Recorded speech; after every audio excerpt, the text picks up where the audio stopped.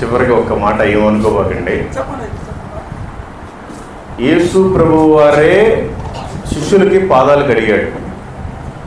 అంటే మనతో పాటు సమానమే. యేసు ప్రభువు వారికి మీరు సింహాసనం వేయండి, కానీ పాస్టర్ గారికి సింహాసనం ఉన్న రోజు మీ చర్చిలో ఏ పాస్టర్ నిలబడ్డారు? యేసు నామంలో మీరు ఈరోజు సోపం తీసేయండి.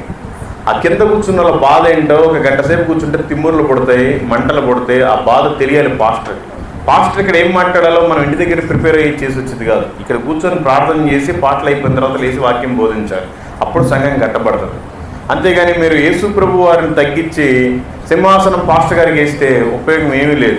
కింద కూర్చున్న వాల్యూ తెలియాలంటే ఆయన కూడా కింద కూర్చోవాలి. లేదంటే ఒక సాధారణమైన చైర్ వేసుకుని, ఒకవేళ బాప్టిస్టులో కింద కూర్చోరు, పెంతెకోస్తులో కూర్చుంటారు, ఓకే, నో ప్రాబ్లం, వేరే చైర్ వేయండి. సోఫా అంటే ఆయన ఒక్కడికే ఏదో ఒక పెద్ద గాంభీర్యంగా ఆయన లేచి ఇంకేదో ఒక పులిలాగా మాట్లాడితే మీరంతా భయపడి విని ఇంకా కానుకలేసి వెళ్ళిపోవాలి. అది కాదు. దేవుడికి సింహాసనం వేయండి, పాస్టర్కి సాధారణమైన